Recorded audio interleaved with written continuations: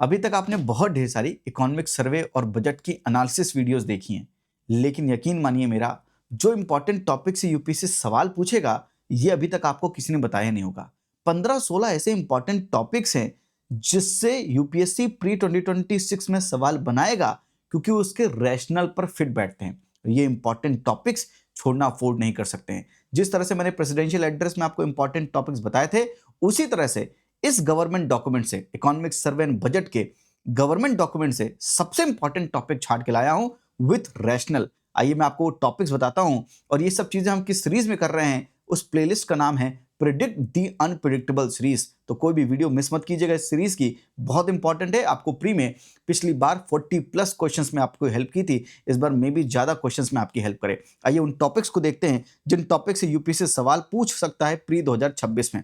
पहला टॉपिक है insolvency and bankruptcy code. Insolvency and bankruptcy code 2016 में आया था, इसको 2026 में 10 ईयर्स कंप्लीट हो रहे हैं। That's why it is much more important. Economic survey में साफ साफ लिखा है इस कोड ने बहुत ज्यादा हेल्प की है क्रेडिट की डिसिप्लिन बनाने में, नॉन परफॉर्मिंग एसेट्स को कम करने में। बैंकों की सबसे बड़ी प्रॉब्लम थी नॉन परफॉर्मिंग एसेट उसके बढ़ रहे थे। नॉन परफॉर्मिंग एसेट को कम करने में, क्रेडिट में डिसिप्लिन लाने के लिए इंसॉल्वेंसी एंड बैंक्रप्सी कोड ने बहुत मदद की। साथ में एक इंसॉल्वेंसी आउटकम्स में प्रिडिक्टेबिलिटी रहे, उसके लिए इंसॉल्वेंसी एंड बैंक्रप्सी कोड ने बहुत अच्छा काम किया। हमारे देश में किसी कंपनी को स्टार्ट करना इजी है, पर उसको एंड करना बड़ा मुश्किल काम है। उस मुश्किल काम को भी आसान, उसके टाइम पीरियड को भी कम करने का काम किया है इंसॉल्वेंसी एंड बैंक्रप्सी कोड ने। That's why this topic is much more important for UPSC pre 2026, क्योंकि 10 साल का लॉजिक भी साथ में बैठ रहा है। दूसरा बड़ा इंपॉर्टेंट टॉपिक है जीएसटी। बिल्कुल, जीएसटी 2016 में आया था और इसको भी 10 साल कंप्लीट हो रहे हैं। 101 कॉन्स्टिट्यूशनल अमेंडमेंट एक्ट और जीएसटी ने एक बहुत इंपॉर्टेंट रोल प्ले किया है गवर्नमेंट के रेवेन्यू को बढ़ाने के लिए। और गवर्नमेंट का रेवेन्यू बढ़ेगा तो गवर्नमेंट एक फिस्कल डिसिप्लिन ला पाएगी, फिस्कल कंसोलिडेशन कर पाएगी, और इसी गवर्नमेंट रेवेन्यू के बढ़ने की वजह से हमारा फिस्कल डेफिसिट कम हो रहा है और हम फिस्कल कंसोलिडेशन वाले की तरफ जा रहे हैं। फिस्कली हम कंसोलिडेट कर रहे हैं चीजों को। देखिए यहाँ पर इन्होंने फॉर्मलाइजेशन को डीपन किया है जीएसटी ने, साथ में जो चोरियां होती थी उनको कम किया है। टैक्स ऑन टैक्स की वजह से बर्डन ज्यादा होता था, उस बर्डन को कम किया है। विच मीन जीएसटी का जो सबसे इंपॉर्टेंट फीचर है, सबसे इंपॉर्टेंट फीचर क्या आप कमेंट सेक्शन में बता सकते हैं? कौन सा सबसे इंपॉर्टेंट फीचर के बारे में बात कर रहा हूं? बोलिए बोलिए। इनपुट टैक्स क्रेडिट, जी हाँ बिल्कुल, इनपुट टैक्स क्रेडिट उससे इंपॉर्टेंट है। कैस्केडिंग इफेक्ट, जीएसटी ने कैस्केडिंग इफेक्ट को हटाया है, जिसकी वजह से टैक्स का बर्डन भी कम आता है। तो GST is very much important. GST के कम बर्डन की वजह से रेवेन्यू भी बढ़ा है। और ये कम बर्डन में किससे कंपेयर कर रहा हूं? पहले का जो इनडायरेक्ट टैक्सेस का स्ट्रक्चर था, जो गुड्स एंड सर्विसेज पे लगता था, उससे मैं कंपेयर करके आपको बता रहा हूं। जीएसटी का revenue, gross GST revenue during April December 2025 stood at 17.4 lakh crore और ईयर ऑन ईयर ग्रोथ 6.7% की ईयर ऑन ईयर ग्रोथ भी है। तो जीएसटी ने गवर्नमेंट के रेवेन्यू को बढ़ाने के लिए एक बहुत अच्छा काम किया है और इसको 10 साल कंप्लीट हो रहे हैं। तो इससे पूछा जा सकता है कि क्या डेस्टिनेशन बेस्ड टैक्स है, आईजीएसटी क्या होता है, सीजीएसटी क्या होता है, यूटीजीएसटी क्या होता है, ये सब चीजें यानी जीएसटी के बारे में आपको पढ़ना पड़ेगा। Input tax credit, cascading effect किसे कहते हैं, इसके बारे में अंदर आपको पता होना चाहिए। तो जीएसटी एक बड़ा इंपॉर्टेंट टॉपिक है जिसके बारे में इकोनॉमिक सर्वे बात करता है। तीसरा बड़ा इंपॉर्टेंट टॉपिक जो आपको कोई नहीं बताएगा, रीजनल रूरल बैंक्स बड़े इंपॉर्टेंट है। 1976 में ये रीजनल रूरल बैंक्स आए थे एंड इनको 50 इयर्स कंप्लीट हो रहे हैं। That's why they are much more important. साथ में गवर्नमेंट इन पर फोकस कर रही है। Government is taking various measures to optimise the resources and enhance the performance of RRBs. That's why it is very much important. और government का जो प्रिंसिपल है, गवर्नमेंट इनको कंसोलिडेट कर रही है 4 फेज में, based on the principle of 1 state 1 RRB. एक स्टेट में एक रीजनल रूरल बैंक रहेगा ताकि इनका नंबर 196 से रिड्यूस करके हम 28 तक कर दें। साथ में further more integration of the core banking solution से इनको इंटीग्रेट करेंगे और अदर आईटी सिस्टम से इसको इंटीग्रेट करके हम एक यूनिफाइड प्लेटफॉर्म भी बनाएंगे जहां पर इनको मर्ज किया जा सके, जहां पर इनको कंसोलिडेट किया जा सके, जहां पे कोर बैंकिंग सॉल्यूशंस ऑफर किया जा सके। साथ में to establish the unified brand and national identity of RRBs, a common logo has been also adopted for all 28 RRBs. तो रीजनल रूरल बैंक बड़े इंपॉर्टेंट है। इनकी हिस्ट्री आपको समझ में आनी चाहिए, इनके बारे में ये करते क्या हैं और इनमें प्रायोरिटी सेक्टर लेंडिंग में कितने % जो है इनको प्रायोरिटी सेक्टर को देना पड़ता है, तो वो नॉर्म्स आपको पता होना चाहिए। कमेंट सेक्शन बता दीजिए क्या ये इंपॉर्टेंट टॉपिक आपको अब समझ में आ रहा है, किस रैशनल से इंपॉर्टेंट है। इकोनॉमिक सर्वे साफ साफ लिख के देता है कि ये टॉपिक बड़ा इंपॉर्टेंट है। साथ में फोर्थ इंपॉर्टेंट टॉपिक है गिफ्ट सिटी, और गिफ्ट सिटी को 5 साल कंप्लीट हो रहे हैं, और हमारा एक एसईजेड 2005 का जो रूल्स है और उसको भी 10 साल नहीं, माफ कीजिएगा, यहाँ पर 20 ईयर्स कंप्लीट हो रहे हैं इन रूल्स को। तो एसईजेड भी इंपॉर्टेंट है, साथ में उस रेफरेंस में गिफ्ट सिटी भी इंपॉर्टेंट है। और समझिए हमें ग्लोबल कैपिटल को अट्रैक्ट करना है, बाहर से पैसा लेकर आना है ताकि हमारे यहाँ खूब ढेर सारे लोग इन्वेस्ट करें। तो इसी चीज को ध्यान में रखते हुए, ताकि हम ग्लोबल मार्केट से पैसा अट्रैक्ट कर सके, ग्लोबल कैपिटल को अट्रैक्ट कर सके, इसी कॉन्टेक्स्ट में हमने IFSC international financial service centre बनाया था गिफ्ट सिटी गांधीनगर में, to provide a glimpse into India's advancement towards creating an enabling ecosystem for attracting and channelizing the global capital. That's why it is much more important. And साथ में International Financial Service Center Authority IFSCA established in April 2020 under this act, इनको भी 5 साल complete हो रहे हैं। पहले तो आपको ये बात समझ में आनी चाहिए। साथ में this serves as GIFT city unified regulator, यानी गिफ्ट सिटी का एक यूनिफाइड रेगुलेटर कौन है? IFSCA with a mandate to develop, और इनका काम क्या है? mandate to develop and regulate financial products services institutions within the IFSC। और इसके इनके पास रेगुलेटरी पावर कहां से आती है? It is a regulatory power of the combination consolidated regulatory power, RBI की जो रेगुलेटरी पावर है, सेबी की जो रेगुलेटरी पावर है, insurance regulatory development authority IRDAI की जो पावर है, पेंशन रेगुलेटरी जो पेंशन्स को रेगुलेट करती है उनकी जो पावर है, इन सब की पावर का कंसोलिडेटेड पावर किसके पास है? IFSC का, रिगार्डिंग द गिफ्ट सिटी। तो ये आपको पता होना चाहिए, यानी ये एक इंपॉर्टेंट टॉपिक गिफ्ट सिटी हो। नेक्स्ट इंपॉर्टेंट टॉपिक है performance of the pension sector. इस बार यूपीएससी इकोनॉमी में पेंशन से सवाल पूछ सकता है। इकोनॉमी एक बड़ा इंपॉर्टेंट जोन है जहां से हर बार यूपीएससी 20 क्वेश्चन पूछता, अप्रॉक्स 20% जो है वेटेज प्री में इकोनॉमी से। इकोनॉमी को आप छोड़ के नहीं जा सकते। अगर इकोनॉमी आपकी कमजोर है तो मैं आपसे कहूंगा मेरा इकोनॉमी कोर्स शुरू हो रहा है 14 फरवरी से, जहां पे बड़ी बेसिक लैंग्वेज में, बेसिक से एकदम कॉमन लैंग्वेज में, आपकी लैंग्वेज में मैं इकोनॉमी के कॉन्सेप्ट आपको ऐसे समझा दूंगा और ऐसे आपसे क्वेश्चन मक्खन की तरह लगेंगे कि आप पूछो मत। एक बार ट्रस्ट कीजिए मुझ पर। इकोनॉमी का कोर्स 14 फरवरी से स्टार्ट हो रहा है, आप जाकर ज्वाइन कर सकते हैं। मेरी वेबसाइट है www.hopetushan.com, जहां पर सीसेट का कोर्स भी मैं पढ़ा रहा हूं और प्रीलिम परफेक्शन प्रोग्राम है जहां पर सारे जीएस के सब्जेक्ट हैं वो हम पढ़ा रहे हैं। एंड साथ में हर एक सब्जेक्ट का हमारे पास मॉड्यूल भी है। जैसे इकोनॉमी कोर्स शुरू हो रहा है 14 फेब से 2999 प्लस जीएसटी में। पॉलिटी का कोर्स है, ज्योग्राफी के बाद environment in just 999, geography environment का कोर्स है। Complete history in 2499 plus GST. Ancient history सिर्फ चाहिए 999, मिडिवल चाहिए 699, एंड दैट टू हम ये कवर कर रहे हैं medieval history in just 6 lecture. तो हम कम लेक्चर्स में प्रिसाइज कंटेंट दे रहे हैं हर एक सब्जेक्ट में। जीएस का सब्जेक्ट हो, चाहे वो सीसेट का सब्जेक्ट हो, कोई भी एक सब्जेक्ट लेना चाहें या पूरा के पूरे जीएस के सारे सब्जेक्ट लेना चाहें, सारा लेना है तो आप प्रीलिम परफेक्शन प्रोग्राम ज्वाइन कर सकते हैं। सीसेट का अलग से कोर्स है तो सीसेट ले सकते हैं। अगर आपको कोई भी मॉड्यूल चाहिए वो मॉड्यूल भी ले सकते हैं। तो मैंने आपके लिए सब कुछ ईजी कर दिया है। जहां पर भी आप वीक हैं वो सब्जेक्ट आप पिक करके उन सब्जेक्ट अफोर्डेबल प्राइस में वो सब्जेक्ट अच्छे ढंग से कवर कर सकते हैं, क्योंकि हम जो प्रोवाइड करते हैं वो यूपीएससी में जो प्रीवियस ईयर क्वेश्चन बेस्ड एक प्रिसाइज कंटेंट, जितना पढ़ना है, जितनी जरूरत है वो प्रोवाइड करते हैं। Coming back to the pension sector, economy जब मैं आपको पढ़ाऊंगा तो मैं पेंशन पर इस बार ध्यान दूंगा, क्योंकि इस बार यूपीएससी पेंशन से सवाल पूछ सकता है। Why I am saying this? Between 2021 to 2036, old age population 60 plus in total population is expected to increase 10% to 14-15%। तो ये ओल्ड एज पॉपुलेशन हमारी 10 से बढ़कर 15% हो जाएगी। And at the same time जो हमारी वर्किंग एज पॉपुलेशन है 15 to 59, वो भी 64.2 से बढ़कर 64.9% हो जाएगी। साथ में क्योंकि हमारी ओल्ड एज पॉपुलेशन बढ़ रही है तो यूपीएससी ऐसे सवाल पूछना चाहेगा ओल्ड एज पीपल के लिए, ताकि वो पेंशन से सवाल पूछेगा ताकि उनके पास एक स्टेबल इकोनॉमी रहे। To cover a stable and secure pension scheme, to be covered by a stable and secure pension scheme, ताकि हम इन सबको एक रिलायबल फ्यूचर दे सकें। और उस कॉन्टेक्स्ट में देखिए, India's pension landscape feature is a multi tiered system dominated by market link national pension scheme and साथ में government backed unified pension scheme launch in 2025। तो ये करंट अफेयर का पार्ट है। यूनिफाइड पेंशन स्कीम के ऊपर सवाल बन सकता है आपके ऊपर, या कंपैरिजन में आपसे सवाल पूछ सकता है। प्लीज इसको जरूर तैयार कीजिएगा और इस पेंशन सेक्टर का जो रेगुलेटर है उसके बारे में भी आपको पता होना चाहिए।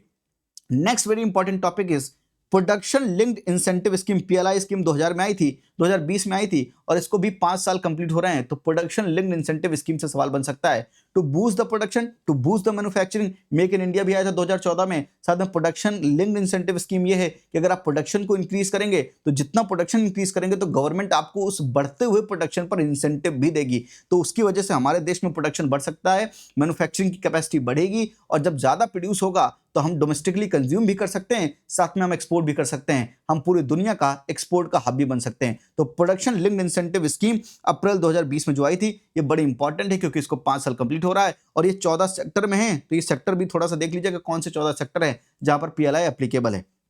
Next very important topic from agriculture is कि एग्रीकल्चर में यूपीएससी ने कुछ स्कीम्स दे रखी हैं। एग्रीकल्चर में कुछ स्कीम दे रखी हैं जिनको कुछ ईयर्स कंप्लीट हो रहे हैं। प्रधानमंत्री कृषि सिंचाई योजना 2015 में आई थी ये योजना, इसको 10 साल कंप्लीट हो रहे हैं। राष्ट्रीय कृषि विकास योजना ये भी 2015 में आई थी 2015 में, इसको भी 10 ईयर्स कंप्लीट हो रहे हैं। एग्रीकल्चर इंफ्रास्ट्रक्चर फंड एआईएफ इसको 2020 में आई थी, इसको 5 ईयर्स कंप्लीट हो रहे हैं। एंड किसान क्रेडिट कार्ड इनको भी 2015 में आए थे ये, इनको भी 10 साल कंप्लीट हो रहे हैं। तो ये चीजें इंपॉर्टेंट है एग्जामिनेशन के पर्सपेक्टिव से। एग्रीकल्चर में थोड़ी सी चीजें देख लीजिएगा please, these are very much important. और एक बार आप किसान क्रेडिट कार्ड का ईयर थोड़ा सा देख लीजिएगा, मैं थोड़ा सा डाइसी हो रहा हूँ, इसका ईयर एक बार आप चेक कर लीजिएगा। तो किसान क्रेडिट कार्ड, प्रधानमंत्री कृषि सिंचाई योजना, राष्ट्रीय कृषि विकास योजना, साथ में एग्रीकल्चर इंफ्रास्ट्रक्चर फंड, ये इंपॉर्टेंट है। साथ में बजट 2025-26 में एक बात की थी प्रधानमंत्री धन्य धान्य कृषि योजना के बारे में, और ये योजना बड़ी इंपॉर्टेंट है क्योंकि इस योजना में अनाउंस किया गया था कि हम 100 एस्पिरेशनल एग्रीकल्चर डिस्ट्रिक्ट्स बनाएंगे अंडर प्रधानमंत्री धन्य धान्य कृषि योजना। साथ में ये जुलाई 2025 में अप्रूव की गई थी और ये 100 एस्पिरेशनल डिस्ट्रिक्ट को कवर करेंगे। स्कीम में क्या होगा, एग्रीकल्चर की प्रोडक्टिविटी को कैसे बढ़ाया जा सके, क्रॉप डाइवर्सिफिकेशन में फोकस करेंगे, सस्टेनेबल एग्रीकल्चर प्रैक्टिसेस में फोकस करेंगे, post harvest storage at panchayat and block level पर फोकस करेंगे, इरिगेशन फैसिलिटीज पर फोकस करेंगे, and fifth very important short term and long term credit पर फोकस करेंगे। ये 5 फोकस्ड एरिया है, लेकिन हम एस्पिरेशनल डिस्ट्रिक्ट को किस बेसिस पर चूज करेंगे? एस्पिरेशनल डिस्ट्रिक्ट को चूज करेंगे लो productivity, low cropping intensity and limited credit disbursement के बेसिस पर इनको हम चूज करेंगे और इन पर प्रधानमंत्री कृषि धन्य धान्य कृषि योजना की वजह से इन पर हम ये 5 चीजें जो मैंने आपको बताई स्कीम के अंतर्गत, इन पर हम फोकस करेंगे। तो ये स्कीम बड़ी इंपॉर्टेंट है। तो जो मैं स्कीम इन वन शॉट बनाता हूं उसमें मैं इकोनॉमिक सर्वे से भी स्कीम निकाल कर आपको बताता हूं, क्योंकि इकोनॉमिक सर्वे में स्कीम मेंशन है तो उसका रेलेवेंस है और इसीलिए एग्जामिनेशन में पूछी भी जाती हैं। तभी तो 3 साल से जब भी मैंने वन शॉट बनाया है स्कीम के लिए, स्कीम उन्हीं स्कीम से सवाल यूपीएससी ने पूछा है, कभी उस स्कीम से बाहर नहीं गए। स्कीम वन शॉट में जो मैं आपके लिए बनाता हूं उसका 100% हिट रेशियो है। मतलब जो स्कीम्स मैंने आपको बताई है उन्हीं से यूपीएससी सवाल पूछता है, और इसलिए मैं कहता हूं ये स्कीम मैं कहां से लेकर आता हूं उसका वन ऑफ द सोर्स है इकोनॉमिक सर्वे एंड बजट, जहां से स्कीम मैं आपको चुरा कर आपके लिए एक जगह पर लाता हूं। 8th important topic is soil health balance nutrient management. Soil health card 2015 में आया था, इस सॉइल हेल्थ कार्ड को भी 10 साल कंप्लीट हो रहे हैं। दैट्स वाई ये सॉइल बड़ी इंपॉर्टेंट है। साथ में सॉइल की हेल्थ क्योंकि डिक्लाइन हो रही है, सॉइल में ऑर्गेनिक कार्बन डिक्लाइन हो रहा है और इसीलिए सॉइल में जो माइक्रो न्यूट्रिएंट्स होते हैं NPK, ये अगर कम होंगे तो सॉइल की फर्टिलिटी कम होगी, सॉइल की फर्टिलिटी कम होगी तो प्रोडक्शन कम होगा और उसकी वजह से हमें दिक्कत होगी। इसलिए सॉइल हेल्थ कार्ड सॉइल की हेल्थ को बताने के लिए सारे पैरामीटर सॉइल का, जिस तरह से आप अपना हेल्थ चेकअप करवाते हैं, आपके अंदर क्या क्या है, कमी है, कैल्शियम कितना है, विटामिन कितना है, वैसे ही सॉइल हेल्थ कार्ड में जो माइक्रो न्यूट्रिएंट्स हैं एक पर्टिकुलर सॉइल में कितना अवेलेबल है और उसको किस तरह का फर्टिलाइजर देना चाहिए, उसके हिसाब से हम उसको फर्टिलाइजर देंगे। तो सॉइल हेल्थ कार्ड सॉइल की हेल्थ बताने के लिए और फिर उस हेल्थ के अकॉर्डिंग उसको सॉल्यूशन दिया जाएगा। उस कॉन्टेक्स्ट में सॉइल बड़ा इंपॉर्टेंट है और सॉइल इसी कॉन्टेक्स्ट में अगर सवाल ऐसे नहीं बना सॉइल हेल्थ कार्ड से डायरेक्टली, तो इसका बैकवर्ड लिंकेज है ज्योग्राफी में। ज्योग्राफी से सवाल यूपीएससी सॉइल के बारे में पूछ सकता है कि कहां पर कौन सी सॉइल होती है, उसकी फर्टिलिटी कैसी होती है, फर्टिलिटी के ऑर्डर में आप अरेंज कर दो, इस टाइप के सवाल यूपीएससी आपसे पूछ सकता है। 9th very important topic is food processing. Food processing is amongst the largest employer in India's organized manufacturing sector. Accounting 13% of the global organised manufacturing employment. तो food processing is very much important this time. साथ में प्रधानमंत्री किसान संपदा योजना को 2015 में आई थी, 10 साल कंप्लीट हो रहे हैं, इसलिए बड़े इंपॉर्टेंट है। Production linked incentive scheme for food processing, ये 2021 में आई थी, इसको भी 5 साल कंप्लीट हो रहे हैं। एंड प्रधानमंत्री formalisation of micro food processing enterprise, इनको भी 5 साल कंप्लीट हो रहे हैं। ये तीनों स्कीम को 5 साल कंप्लीट हो रहे हैं। एंड फूड प्रोसेसिंग बड़ा इंपॉर्टेंट है। साथ में लेबर फोर्स पार्टिसिपेशन रेट कम हो रहा है, इंप्लॉयमेंट बढ़ रहा है, अनएम्प्लॉयमेंट रेट कम हो रहा है। एंड फूड प्रोसेसिंग इंप्लॉयमेंट में बहुत ध्यान देती है, इसलिए फूड प्रोसेसिंग से सवाल बन सकता है। बोलो स्वाहा, लिख दो कमेंट बॉक्स में स्वाहा। ऐसे बता रहा हूं कि है ना, मंत्र फूक रहे हैं, नहीं, फूड प्रोसेसिंग बड़ा इंपॉर्टेंट है। इकोनॉमिक सर्वे में डायरेक्टली मेंशन है, और ये जो स्कीम मेंशन है डायरेक्टली इन स्कीम के ऊपर भी सवाल पूछा जा सकता है।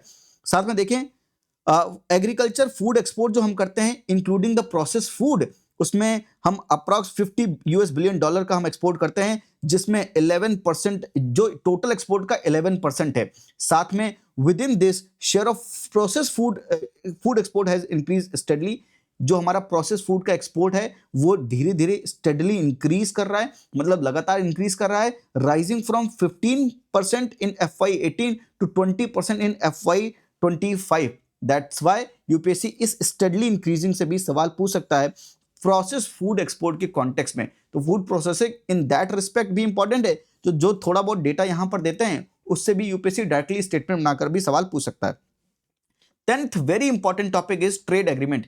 यूपीएससी आपसे ट्रेड एग्रीमेंट्स के ऊपर सवाल पूछ सकता है। अभी भी करंट अफेयर में भी इंडिया यूएस डील चल रही है, साथ में कुछ ट्रेड एग्रीमेंट्स यूपीएससी ने इकोनॉमिक सर्वे ने लिख के दिए हैं। Agreement engagement India UK CETA concluded July 2025, इसलिए इंपॉर्टेंट है। India Oman CEPA concluded in December 2025, इसलिए इंपॉर्टेंट है। India European free trade association EFTA trade and economic partnership agreement TEPA in force October 2025। That's why ये देखिए 2025 के 3 trade agreements ये examination 2026 के लिए प्री के लिए इंपॉर्टेंट हो सकते हैं, क्योंकि इकोनॉमिक सर्वे ने इनको डायरेक्टली मेंशन किया है। ये टॉपिक्स आपको कोई बताता नहीं, इसलिए मैं आपको बताने आया हूं कि इकोनॉमिक सर्वे बजट से ये इंपॉर्टेंट टॉपिक्स है, इनको नोट डाउन कर लीजिए और इनके बारे में पढ़िए। और साथ में मैं कुछ इन्फॉर्मेशन आपको देता चल रहा हूं ताकि आप अपनी इंफॉर्मेशन को, अपनी कॉन्टेंट को थोड़ा सा एनरिच कर सके। National mission on manufacturing, national mission on manufacturing ये इंपॉर्टेंट होगा। ये 2025-26 के यूनियन बजट में अनाउंस किया गया था, और इसका एक ही गोल है ताकि हम 2035 तक सेट एम्बिशियस टारगेट फॉर 2035 हम अपने मैन्युफैक्चरिंग सेक्टर का जो कंट्रीब्यूशन है जीडीपी में उसको डबल कर सकें। अभी मैन्युफैक्चरिंग का कंट्रीब्यूशन 2023 में 13% है, इसको 25% करना है हमको 2035 तक। साथ में 143 मिलियन जॉब्स भी क्रिएट करनी है, along with boosting merchandise export to US $1.2 trillion by deepening integration into GVC। इसलिए बड़ा इंपॉर्टेंट ग्लोबल वैल्यू चेन, इसलिए बड़ा इंपॉर्टेंट है national mission on manufacturing. In this context UPSC आपसे सवाल इस डेटा के ऊपर भी पूछ सकता है, जरूरी है कि आप इसको एक बार जरूर पढ़ें। साथ में 12th important topic is about MSME। MSME बहुत ज्यादा इंपॉर्टेंट है, यूपीएससी ने प्रीवियस ईयर क्वेश्चंस में भी MSME के ऊपर सवाल पूछ रखा है। Scaling up MSME, deepening competitiveness, expanding market access and bridging the credit gap. MSME has played a very important role, is formed the backbone of India's industrial economy, accounting for 35% of manufacturing। जितना भी manufacture हो रहा है उसका 35% MSME कर रहे हैं। जितना भी एक्सपोर्ट हो रहा है उसका 48.58%, मतलब 50% जो एक्सपोर्ट हो रहा है वो MSME कर रहे हैं। एंड जीडीपी में कंट्रीब्यूशन 31.1% का। मेंस में भी यूज कर सकते हैं, प्री में भी यूज कर सकते हैं। प्री में डायरेक्टली सवाल पूछ सकता है इन्हीं डेटा के ऊपर।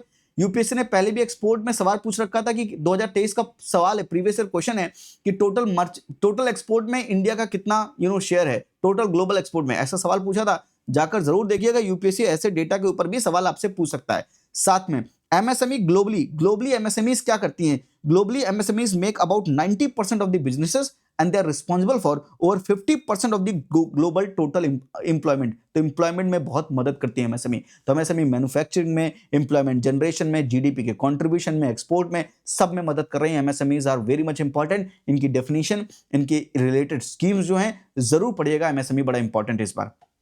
13th very important topic, national logistic policy important है। लॉजिस्टिक पॉलिसी, हमें अपना लॉजिस्टिक कॉस्ट कम करना है, उस कॉन्टेक्स्ट में use of unified logistic interface platform, साथ में logistic ease across different state, ये फ्रेमवर्क ये इंपॉर्टेंट है।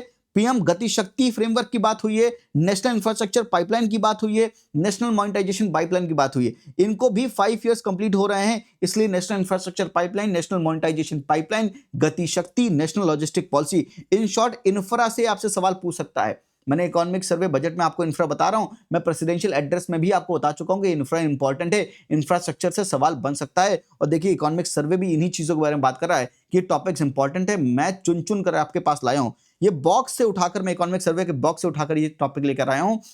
VBG RAM G bill 2025 reforming MNREGA for Viksit Bharat. MNREGA को 20 साल कंप्लीट हो रहे हैं, इसलिए मनरेगा से सवाल बन सकता है। ये करंट अफेयर में है तो इस करंट अफेयर से सवाल बन सकता है। विकसित भारत ग्रामीण गारंटी फॉर रोजगार एंड आजीविका मिशन ग्रामीण act 2025 is a comprehensive legislative reset that aims to modernize the rural employment guarantee, strengthen the accountability and align employment creation with long-term infrastructure and climate resilient goals. That's why ये important हो सकता है। साथ में इन दोनों के बीच में comparison भी दिया है कि मनरेगा 100 डेज का वेज था, वीजी राम जी जो है 125 डेज का लीगल गारंटी है वर्क के लिए। साथ में कैसा वर्क पर फोकस करते थे MNREGA, multiple and scattered category पर फोकस करते थे, पर वीबीजी राम जी ये फोकस करेंगे 4 क्लियरली डिफाइंड प्रायोरिटीज पर, water security, infrastructure, livelihood and extreme weather and disaster preparedness के लिए जो काम होते हैं उन पर फोकस करेंगे। और पूरी लिस्ट है, ये पूरी पीडीएफ आप कहेंगे तो मैं कमेंट सेक्शन में अगर पीडीएफ मांगेंगे तो मैं टेलीग्राम चैनल पे अपलोड कर दूंगा, जिसके लिंक डिस्क्रिप्शन में है।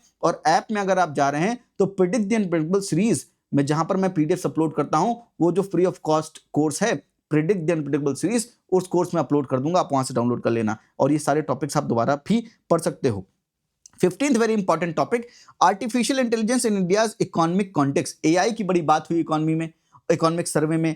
एआई साइंस एंड टेक्नोलॉजी से यूपीएससी ने पहले भी एआई के ऊपर सवाल पूछ रखा है। हो सकता है एआई से इनहांस्ड वर्जन करके आपसे सवाल यूपीएससी थोड़ा सा एआई के अंदर घुसकर आपसे सवाल पूछे, तो क्योंकि चैट जीपीटी का यूसेज बढ़ रहा है, आप गिमली आर्ट बना रहे थे, बहुत चीजें कर रहे थे जो हो रहा था, तो यूपीएससी इन सब चीजों पर सवाल पूछता है। आर्टिफिशियल इंटेलिजेंस के फ्यूचर प्रोस्पेक्ट को लेकर यूपीएससी सवाल आपसे पूछ सकता है, जैसा कि उन्होंने प्रीवियस ईयर क्वेश्चंस में भी कर रखा है। 16th वन एडिशनल टॉपिक जो मैं बता के जाऊंगा आपको, वो है RTI act.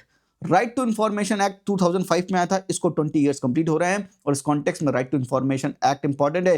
This act is first foremost and anti corruption and accountability instrument. ये आरटीआई एक्ट बड़ा इंपॉर्टेंट है, इसको 20 इयर्स कंप्लीट हो रहे हैं और इस कॉन्टेक्स्ट में फंडामेंटल राइट्स पॉलिटी से बड़ा इंपॉर्टेंट हो सकते हैं। So these are 16 topics economic survey and budget से, जिसके ऊपर यूपीएससी फोकस करके प्री एग्जामिनेशन में आपसे सवाल पूछ सकता है। इसकी पीडीएफ आप कमेंट सेक्शन में अगर कहेंगे मुझे देने के लिए, तो मैं आपके लिए जहां पर मैंने बताया वहां पर मैं अपलोड कर दूंगा। आई होप ये वीडियो इन टॉपिक्स को आइडेंटिफाई करने के लिए, और जो थोड़ा बहुत मैं समझा पाया इस छोटी सी वीडियो में उसको समझा दिया। अगर अच्छी लगी हो तो लाइक कर दीजिए। ये चैनल पर आपको सभी वीडियोस मिलती रहें, नोटिफिकेशन ऑन रखिए, सब्सक्राइब कर लीजिए। और आपको किसी भी सब्जेक्ट में प्रॉब्लम है तो आप www.hoptushan.com पे जाकर उन कोर्सेज को एक्सेस कर सकते हैं।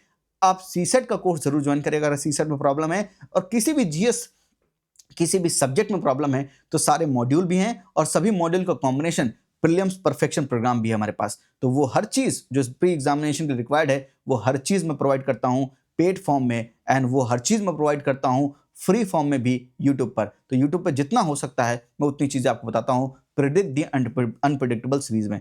आई होप ये वीडियो आपको अच्छी लगी हो। आज के लिए इतना ही। हंसते रहिए, मुस्कुराते रहिए। थैंक यू, नमस्ते, जय हिंद।